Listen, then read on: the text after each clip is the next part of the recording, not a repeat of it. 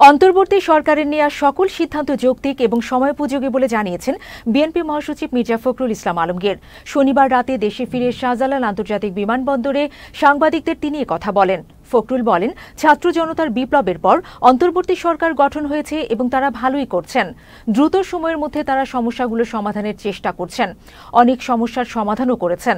তবে তত্ত্বাবধায়ক সরকারের স্থায়ী রূপ ও দ্বিকক্ষ বিশিষ্ট সংসদ ব্যবস্থা প্রণয়ন করতে চায় বিএনপি।